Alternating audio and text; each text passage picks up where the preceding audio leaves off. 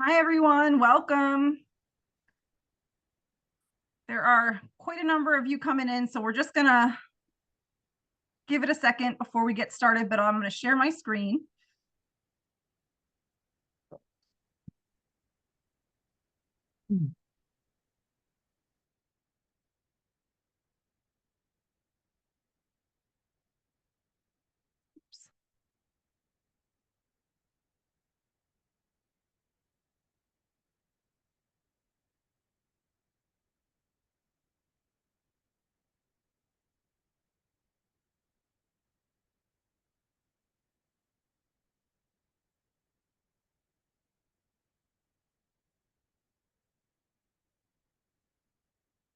Welcome, everyone.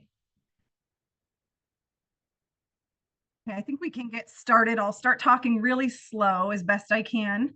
But thank you so much for making time to be here today. I'm Allison Montagnan. I use she, her pronouns, and I'm on staff at the Food Policy Council. These Policy for the People sessions are one of the best things that you can do to learn to use your voice and your experiences to make the policy change that you want to see. So we're very, very happy you're here. Thank you for being here, and we are recording, so if you want to share the session with someone else in the future, you are more than welcome and encouraged to do that. This is an interactive session too, so we're going to be talking at you for a little bit, but we also want to talk with you, and we want you to leave your comments and thoughts in the chat, so please feel free to do that at any time. This is what we're going to talk about today. It's the basic agenda, right? We're going to talk about who the Food Policy Council is, what a food system is, which is a huge part of why we want to make policy change in that specifically. We're going to talk about the Rhode Island Food Policy Council's good food policy agenda for the 2025 legislative session. And then we're going to talk about, very importantly, how you can get involved in advancing that agenda. And of course, we're going to have a Q&A.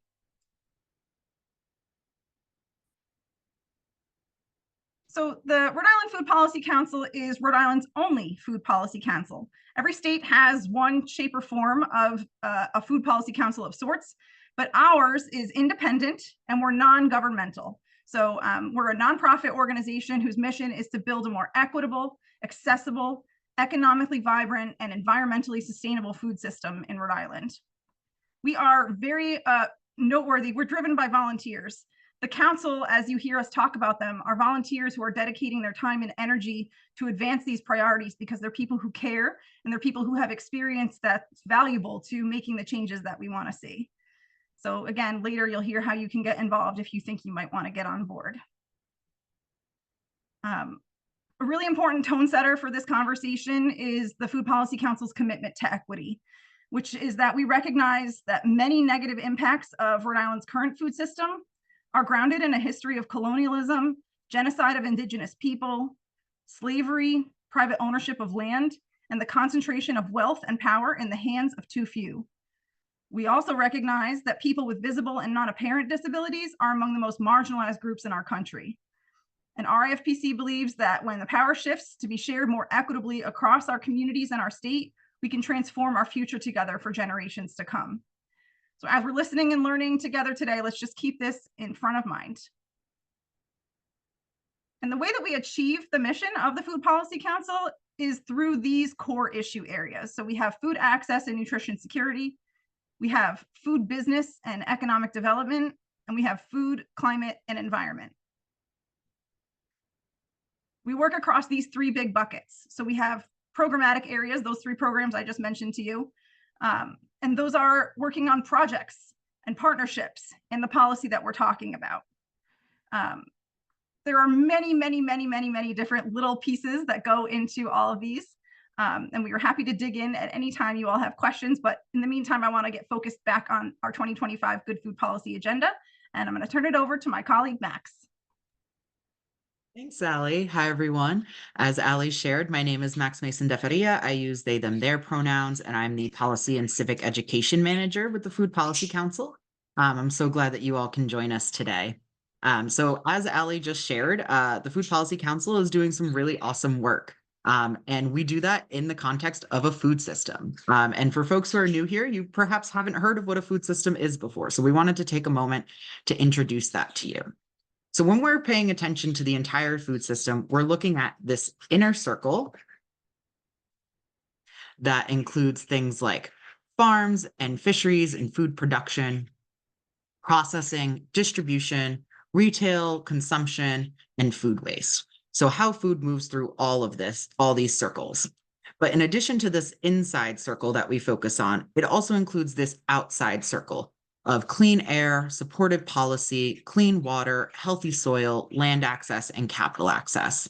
Without those, our food system can't really exist.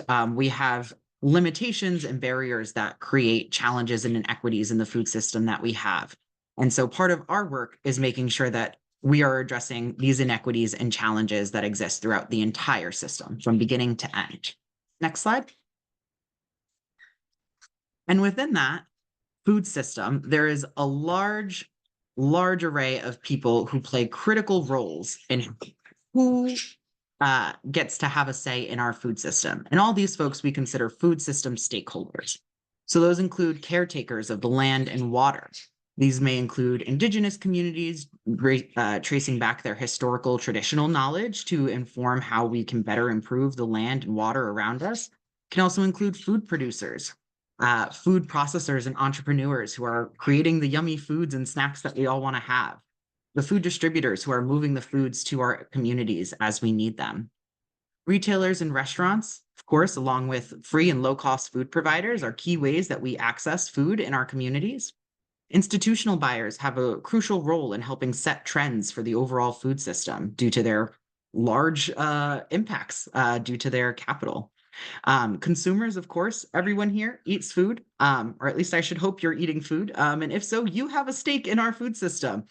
You have the right to say and have an opinion on how our food is made, and how we get to eat it and what we do with it once we're done consuming it. So I think everyone here is a consumer. So you definitely have a stake in this system. And then, of course, to close out, food waste facilities are important stakeholders in this process as we think about how we want to distribute and manage our food waste. And so with that, I'm super excited to introduce our 2025 Good Food Policy Agenda. We have been calling this a four-course meal, if you will.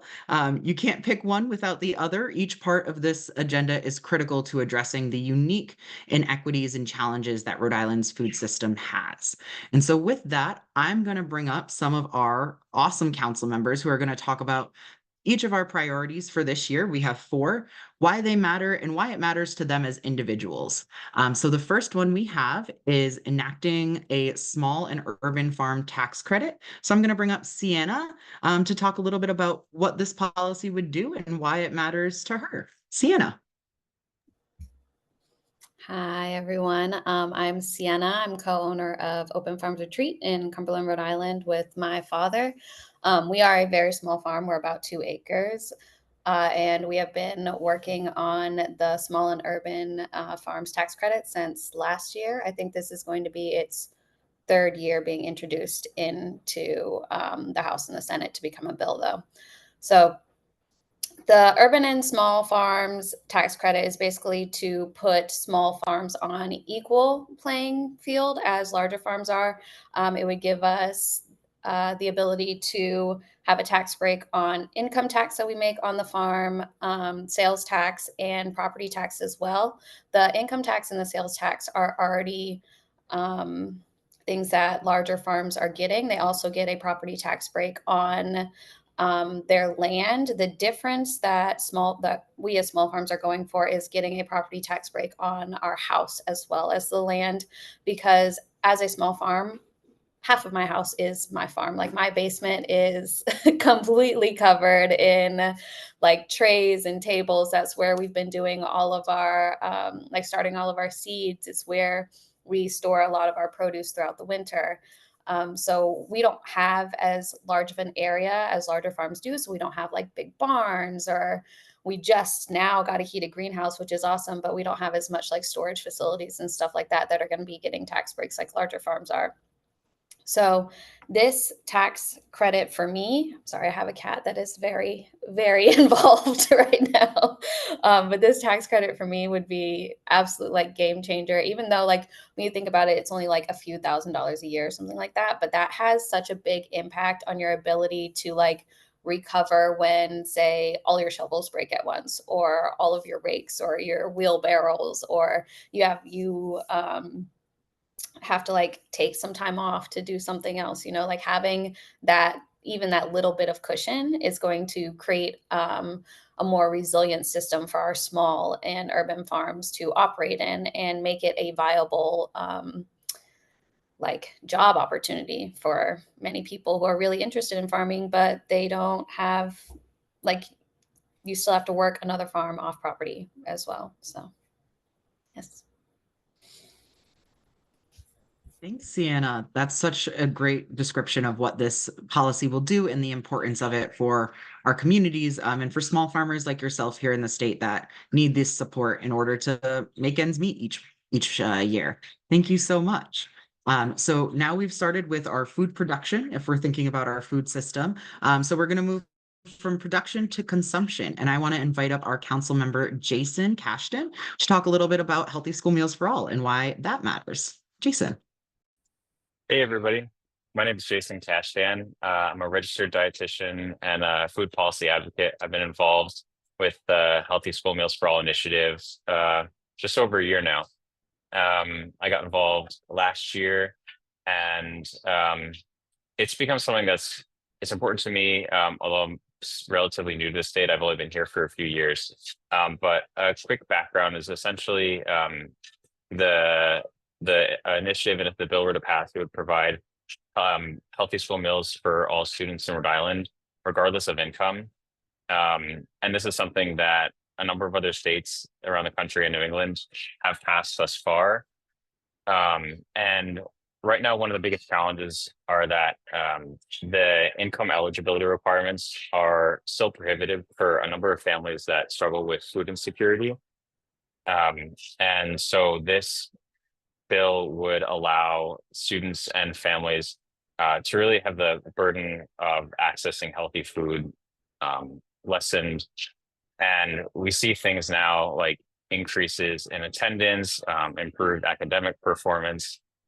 And of course, if we're providing students healthy food, that's going to improve their nutrition. And every year now, we're just seeing an increase in chronic diseases and other health challenges. And so for me personally, I got diagnosed with Crohn's disease about 8 years ago. And I know if I was a student at that time, when I was dealing with the health challenges that I face, if I didn't have access to the nutritious food that I needed, in addition to the medical therapy that I was receiving at the time, I would not have been able to recover and stay as well as I have been now. And I most certainly would have had to take leave from school. And it really would have completely just changed the whole trajectory of my life. And so for me, I feel really fortunate to be in the position that I'm in now, to be able to advocate for students that don't have the same resources that I do. And I do want to reiterate that there is, I think, still sometimes a misconception that the free school meals program is a poverty program. But we're seeing that the minimum needs budget for families in Rhode Island is upwards, for a family of 4, is upwards of $90,000 to $95,000. And the cutoff for free school meals right now being significantly lower. And so there's a huge portion of students that may not on the outside seem like they're struggling, but they really are. And so the hope is that we can pass free school meals, healthy school meals bill, so all students are able to learn equitably and get the food that they need equitably, and really reduce the stigma that students are still facing. So thank you. Thanks, Jason. Thank you so much. That's such a powerful reminder of, as many have said, you know, we give students books and we transport them to school. Why aren't we giving them meals? Thank you so much. Yes, it's very important as we're moving through our system to think about not just production, but production and how are we consuming that food, especially in our public schools. Now I'm going to invite up Dana, who's another council member who's been working on creating a food recovery tax credit. Dana, tell us a little bit about that. Hi, everybody. Thank you so much for being here and supporting Policy for the People. I think this is such an amazing program, and to see it grow over the last few years has been really incredible to see. And I think all these bills are really important and unique in their own ways, and they complement each other so beautifully in order to really put the whole picture together, and that is to make a better food system, a common sense food system. And Dana Gunders from ReFed says a lot, you know, that the issue of wasted food is, I think she uses the word stupid problem to have. And it always hits me when she says that, because I mean, there's no reason to sugarcoat or put a fancy word on it. I mean, the fact is that wasted food is a stupid problem to have. Like, I'm quoting her, and I really believe that. And the reason I'm very passionate about this bill is I've seen firsthand what food insecurity and food and nutrition insecurity really means. When you go to any soup kitchen or shelter, or, you know, anywhere where there are people who literally don't know when they're going to get their next meal reliably, it really puts front and center the importance of elevating food and nutrition security. And it's not just people who would be at a shelter, it's the person online at the grocery store, it's the person online at the bank. The numbers are at an all-time high. And it just makes no sense to be wasting food when people need it. So that's why I support this bill. So the bill is a tax credit for food donation. And essentially, the design of it is to provide tax credits for businesses when donating food. Now, I come from the area of surplus food. That's where my passion lies. But this bill will provide tax credits for anybody donating food, any businesses donating food, not just surplus. So I just want to make that clear. This also applies to farms as well. So, you know, as I said, there's no reason for food to be wasted when people are facing food insecurity. And the same goes for any businesses that are doing in-kind donations.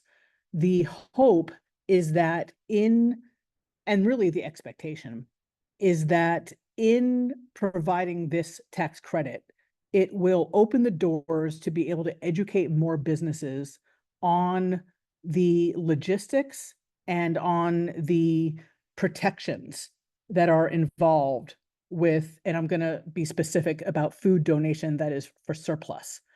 A lot of businesses are unaware or unsure of the protections when donating surplus food. So they're not aware of the Emerson Act from '96. They're not aware of the 2021 Food Donation Improvement Act.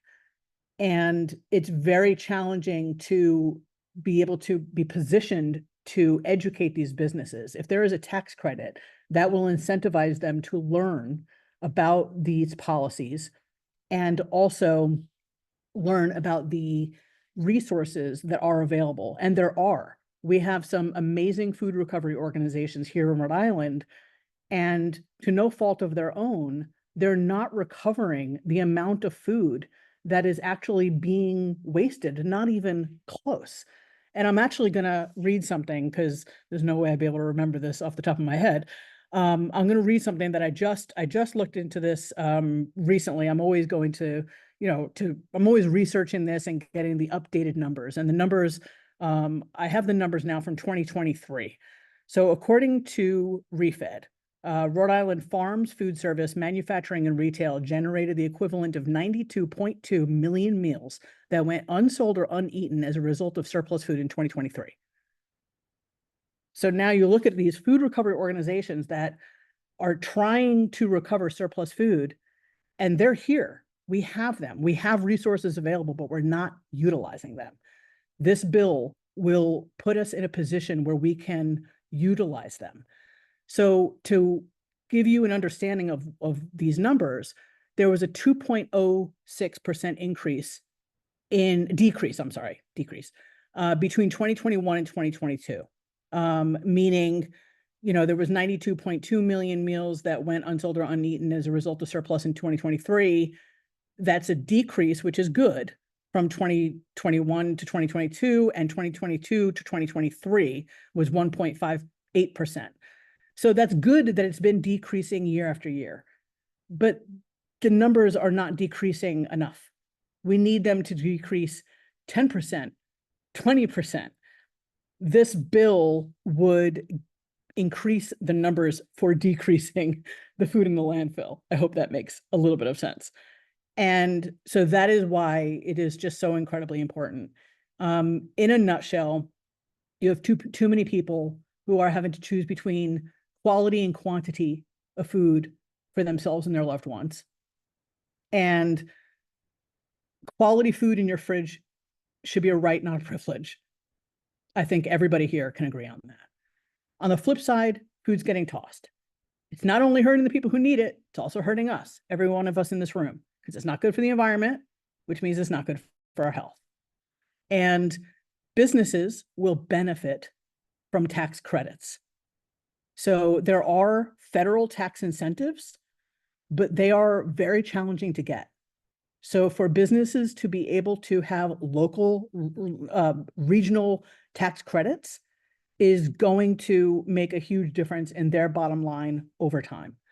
So really, this bill is just, and we always say this year after year, it's a win-win, win-win-win. It's common sense. And I always like to say, let's put common sense into common practice. So I really hope that everybody here who's listening will decide to look into this policy more and maybe even support it and join our work group and get involved. So thank you. Thanks, Dana. Thank you so much. Yeah, it's so important that we are intentional with the ways that we are dealing with our extra surplus food. And when that food cannot be recovered to give to other people, we also have a policy priority around how to deal with that. So our next priority is around creating a dedicated compost fund. And I'm super excited to invite up Ella to talk a little bit about her experience with that. Ella. Hello. Yes, I'm Ella. I use she, her pronouns, and yeah, I have been part of the compost working group on the Food Policy Council for the last like 2.5 years, maybe.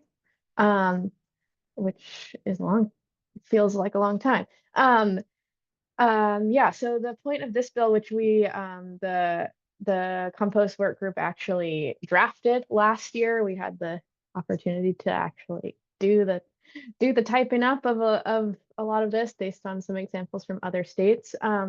But yeah, the idea behind this bill is that it would create a fund that would then be distributed in grant programs to organizations and municipalities to fund composting and waste diversion programs. And the way that money would go into that fund would be through a surcharge on all trash going to the landfill. So right now, cities and towns and businesses, whoever is dumping at the landfill, pays a fee for every ton that they dump.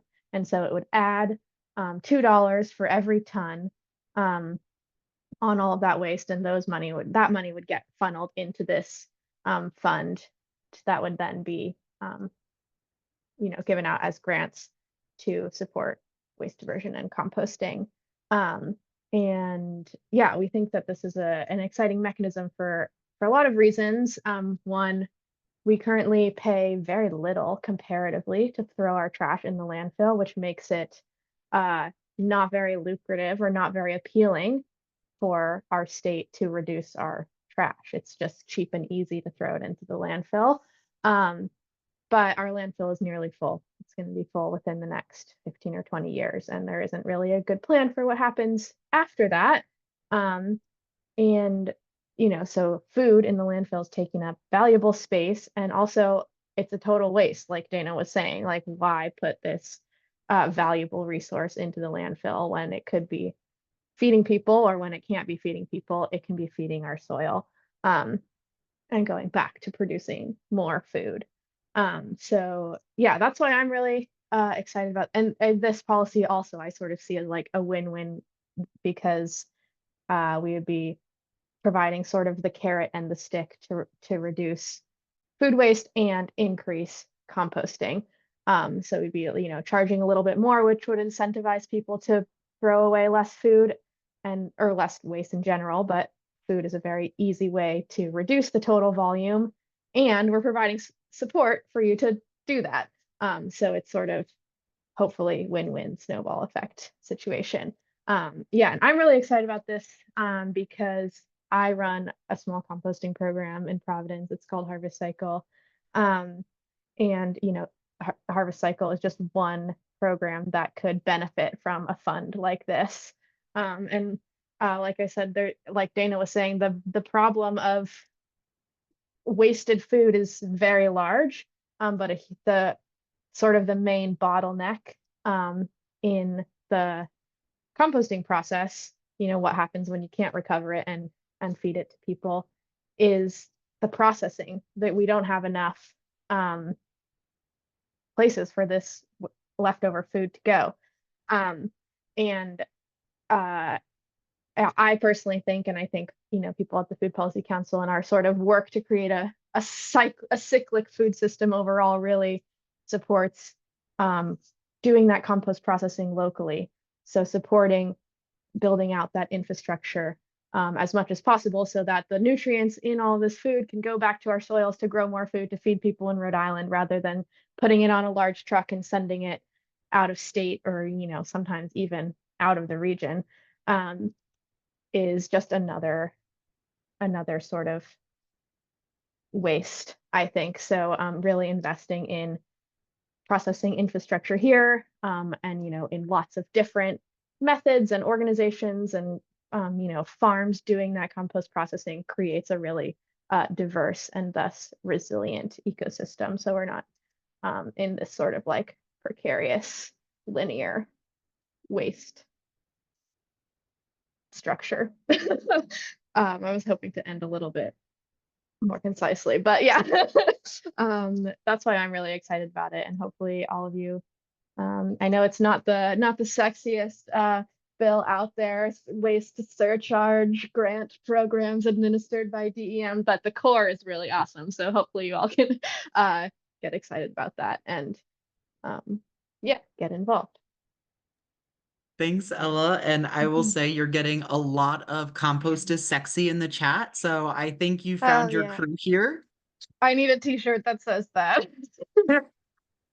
And thank you so much, Ella, for bringing this full circle and really, connecting how this compost fund would help farmers like Sienna, right? Bringing healthy, nutrient-rich soil material that our local farmers could then use and keep this cycle going. So those are our policy priorities. And I do just want to raise that if folks have questions on those, please feel free to throw those in the chat. I'm going to kick it over to Allie to tell us all a little bit about how you can get involved. And then we'll come back together to answer those questions. Allie. Thank you. And thank you to you wonderful council members. You are incredible people. I am so humbled every time I get to hear these over and over and over. And I've heard so much. I've heard you all speak so much, and every time you still grip me. So it's very exciting. And I imagine other folks on this call are feeling the same way. Like, yeah, there is a lot of potential here, right? Like, so what do we do about it? What we do is advocate. The most you can do is continue to share what you've learned here today and help use your own perspective to add value to what we're doing. So whatever skills or expertise or experience you have is meaningful, and we would love to work with you. So the way you do that is through, like a couple of the council members have already suggested, which is joining a work group. So the work groups are volunteers who get together once a month and stay in touch via email all the time to talk about what it is that needs changing, what it is that needs doing, who they need to talk to next, what information they need to look for. and they strategize and collaborate to eventually bring that to the state house and bring that to legislators, and then talk with legislators about why they want to see those changes and see how much we can rally at the state house. So that's most important. And if you're interested in doing that kind of a volunteer job, then I would welcome you to join us at our volunteer orientations. There's 2 of them happening. One will be on January 17th in the evening, and then January 18th, which is a Friday, will be in the morning. It's basically a 1-hour Zoom call like this, where we're going to go over the basics of what you're responsible for, what the council is working on, and then how to get mixed into the system. If you maybe don't have some time to dedicate to a work group expressly, we are welcoming people to be on-call advocates, which is what it sounds like. You're on call to advocate when we need you. So you let us know if you are available to be on call. What that looks like is we'll send you an email that says, hey, there's a hearing at the State House, and here's what it's about, and here's what you can do to influence the decision made in that night. And we'll give you all kinds of templates and information that you would need. But it would be that, we would trust that you'd be ready and willing and do the thing when we ask you to do the thing. Sometimes it's an email, sometimes it's a phone call, sometimes it's showing up at the State House, sometimes it's telling your neighbor that they should also send a letter. But we'll always make sure that you feel comfortable and confident, and we're humans. So if you have questions about all of that stuff, just reach out. And then on top of that, we just want to make sure that you're following us on social media, because we're always going to be sharing out information about these policy priorities and a lot of other things. And the more information you can share that's good information from experts like the council members that you heard from today, the better off we are. There is an awful lot of misinformation and confusion out there. So we're going to do our best to give you clear and easy to understand information that you can share all the time. And then one thing I didn't put on this list, but I should have, so maybe Max can put a note in the chat for me while I'm talking. But in March, we're having our 2nd annual Good Food Policy Day at the State House. And that is going to be all of us, and hopefully you, at the State House itself. If you've never been to the State House, let us be your buddy, and you can join us at the State House to get you in there and get you familiar with what it looks like, what it feels like to be in there. And we're going to talk to legislators, 1-on-1, 2-on-1, 3-on-1, whatever we can do to make sure that they understand all of the information that we have and all of the support that we have for them to help pass these things. Now I'm gonna stop sharing my screen and open it up for Q&A across the board here. So bring your questions, bring your ideas, have at it. Thanks, Allie. So some folks did put questions in the chat about our policy priorities. So I think we can start with those. And I welcome council members and any of the Food Policy Council staff that's on to feel free to answer as you have those answers. So the first question is coming from Carla. And the question is, assuming the Compost Fund bill will be reintroduced this January, are there edits, changes, or details that need to be edited before session starts based on feedback from last year, before legislative session starts, excuse me? Oh, Isaac, I see you're on. Isaac is our program director for food, climate, and environment. I don't know if you have anything you'd like to share. Sure. So that's a question we are currently looking into in the work groups. I think, even before I got here, the group did some excellent work last year in really putting in the research and looking at a number of ways that, they could make this bill fantastic. And so I haven't heard a lot of feedback on things that people might want to change, but we are looking at how we can potentially support school composting programs, enforce existing laws that are on the books and things of that nature. There was just a good article in EcoRI today, for example, about that. And that's something we're going to be doing some more research into. So yeah, we're looking at all the different ways, but as far as the bill itself, it's I think it's in pretty good shape. Thanks, Isaac. Awesome. And I saw, Carla, that you put in a follow-up question. And thank you, Allie, for answering that, which is there a Compost Fund media package that we can share? And we're in the process of building one. And that will be as well part of our on-call advocates is sharing information like that. So that way you all can share it with your broader networks as well and get that information out there. Awesome. I see another question from Jamie. Will there be an email sent out with times for the orientation? Allie, do you want to take that? There will be. We're going to have a registration form. So since you were so nice to ask, I will send it to the attendees of today first. You can register. It's going to be on Zoom, so it should be hopefully very accessible for all of you. But I'll send that out right after this session. Thanks, Allie. And then I see Jocelyn just put a question. I signed in late due to a schedule conflict. Was there a discussion about school lunches being free? Yes. So one of our policy priorities here at the Food Policy Council is to provide healthy school meals for all, which would offer free breakfast and lunch to all RI public school students.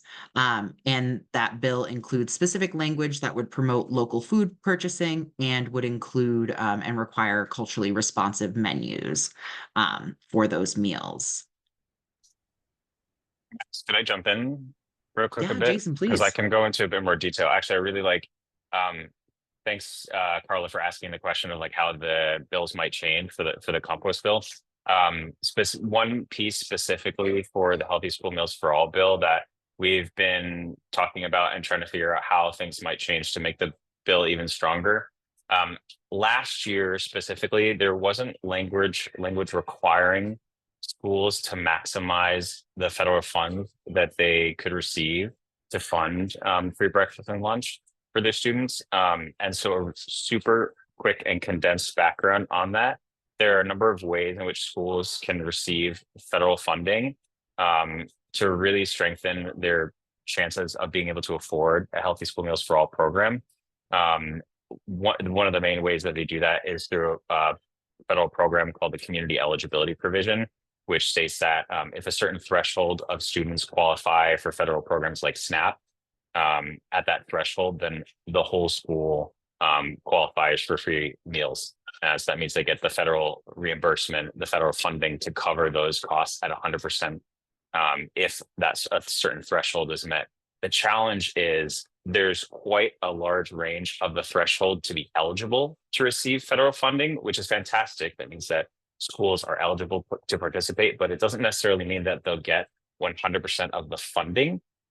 So there becomes a point where just because schools are eligible doesn't mean they actually have the sort of financial ability to fund the program. And with that being said, last year, the bill that went up, it strongly recommended that schools maximize federal funding. And so for me personally, I know a number of other folks working on this. It is really important. This is what other states have done that have passed these bills to require that schools maximize the federal funding because it is essentially free money that's going to waste if they're not.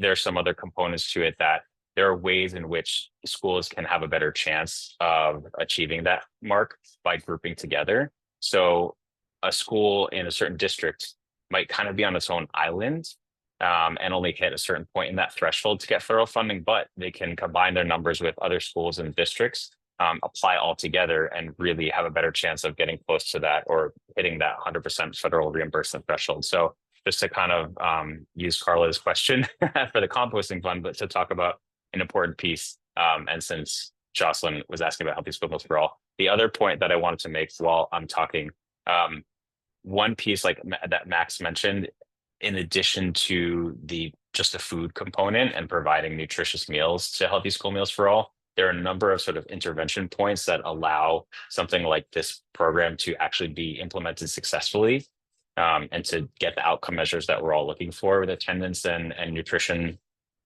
is actually the meal times.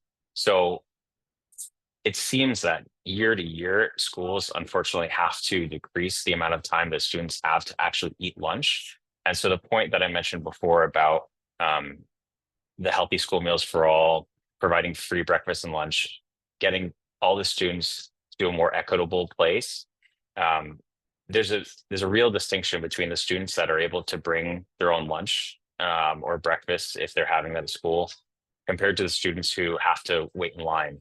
Because if right now students in a number of schools in Rhode Island, they get 20 minutes. So that's 20 minutes, not just to eat, but that's 20 minutes from when the bell rings in their classroom to get to the cafeteria and then to come back before the next class starts. Of course, if you have your lunch, you can go right to the cafeteria, sit comfortably, have your lunch, and come back.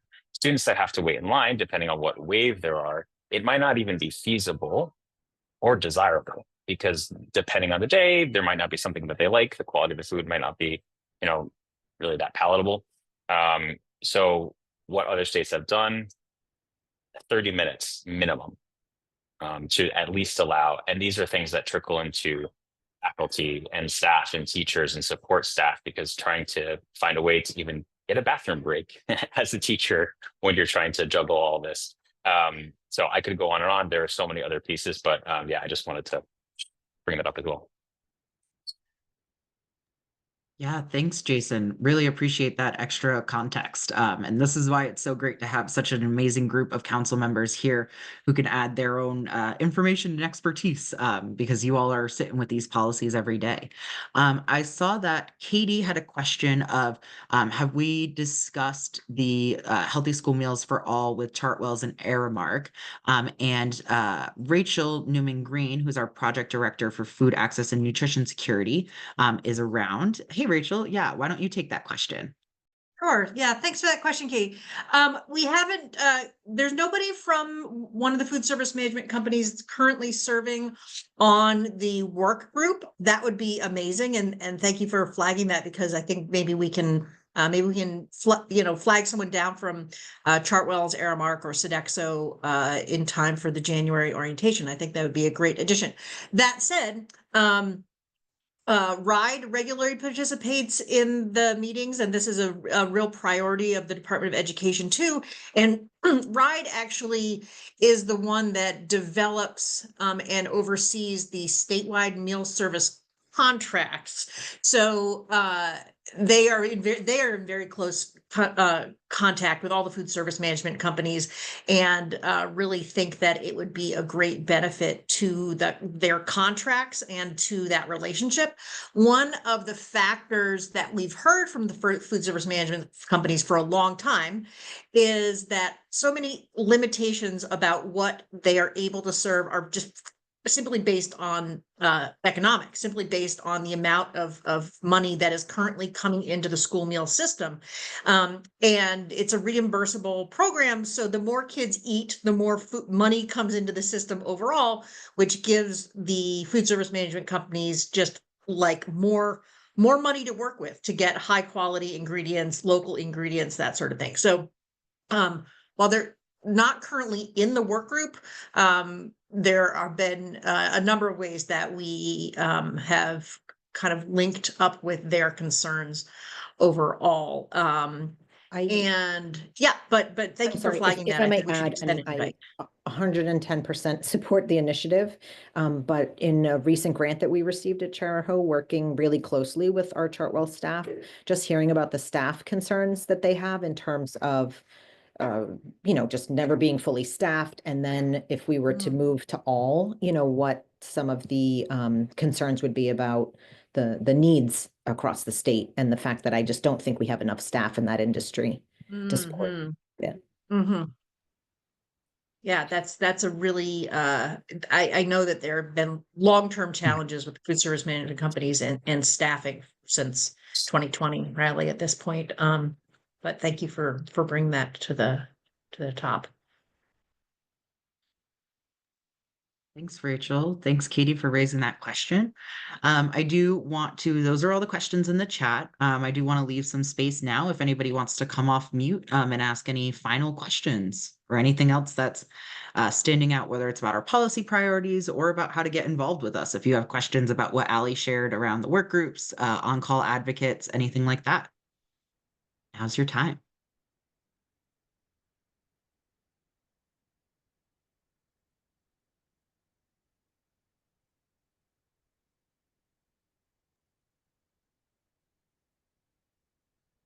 I'll chime in here, Greg Garrett. It seems like I had it and then I lost it. Let's see.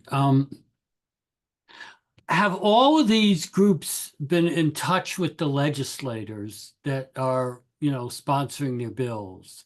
I mean, I know we were in constant contact about the compost bill last year with our key legislators, and we don't really know what they wanted for us to change over the year. I know we've had a few conversations, but it's very important that all of these groups start talking to the legislators now, because bills will start going in before you get a chance to meet again. They'll be going in January, a lot of them. So, especially those of us who've worked on bills for the last couple of years, let's probably time to reach out to the people. They know we now know who's been elected and who's going to be in the legislature again. We don't necessarily know what committees they'll be on or who's chairing those committees, but the legislative sponsors of our bills probably could use a call or something like that real soon. Yeah, thanks, Greg. I know a lot of our work groups have been making time to reach out to legislators. And I know each work group in each of these priorities are at slightly different steps with some legislators, some champions from last year ready to take up the reins again, and some folks who have left the legislature that we're looking for new sponsors for. So yeah, that's a great comment. And for folks who are interested, you should find out who your legislator is if you don't know already. This is a great time to start finding out who that is and how you would want to contact them in the coming months, whether you'd want to join a work group or be an on-call advocate, or just be aware of what's going on in Rhode Island's food system. Great. Thanks, Greg. Any other questions? Oh, Jason. Yeah, one addition to that, since Ali was talking to us before about the title of this webinar series being Policy for the People, and trying to make policy, what you're all doing is making policy accessible. As someone who, new to this, I initially found even reaching out to my legislator intimidating. It's not something that I had experience with before I started this. So I would also encourage, there are steps in addition to that, even at the more local level, depending on where you're at and what initiative you're looking to work with. For the Healthy School Meals for All initiative, a great place to start is also the school wellness committees. So with the Healthy School Meals for All, the school wellness committees, they're made up of a diverse group of professionals. So it could be school faculty, could be parents involved in healthcare, parents involved in school soccer team, and other folks that really come together to make proposals for the school wellness policies, and that as a kind of microcosm of other folks that who could get tapped into and also continue to spread some of the initiatives that we're trying to get done. So you could think about it that way. That's just one example, but with composting, with other bills, there's probably even smaller groups that maybe you have a friend or a colleague or someone that you could ask, and then it feels better, strength in numbers, and you can all come together and and reach out to the legislator so you don't feel like you're on your own. Thanks, Jason. Yeah, definitely don't want you all to feel on your own. And that's part of what we're doing here at the council. Part of Policy for the People is trying to break down some of those barriers, as you said, Jason. Thank you so much. So I want to leave one last second for any other questions on our priorities or on how to get involved. I just have a quick question. I know we've done a couple of other Policy for the People events that related to, some of these issues about how laws are passed and what advocacy is. Are those available for folks who maybe missed them and would like to tune in? They are. I'll paste the link in the chat in just a second when I can change screens, but we have a YouTube channel. So thank you for asking that, Nessa. They're all posted on YouTube.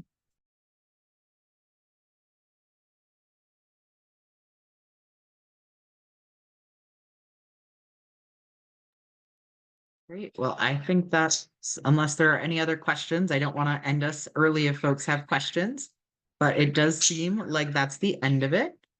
Oh, I'm seeing a message. Oh, that's Ali putting in the link. So yeah, definitely check out our YouTube channel. It has all of our Policy for the People webinars series. So they started in August and they go through January. And this is our third year doing this. So we have a third year. Wow. Thanks, Allie. So we have a lot of great resources on our YouTube channel for you all to check out. And we're always happy to answer additional questions about our priorities. So if any arise after this meeting, feel free to reach out to myself or anyone else on the Food Policy Council staff, and we'll be happy to answer them. Or if we don't have the answers, try to find the answers for you. Well, thank you all so much for joining today, and thank you all for taking the time to hear about our good food policy agenda for 2025. We can't wait to fight for a better food system alongside all of you in the upcoming session. Thanks, everyone.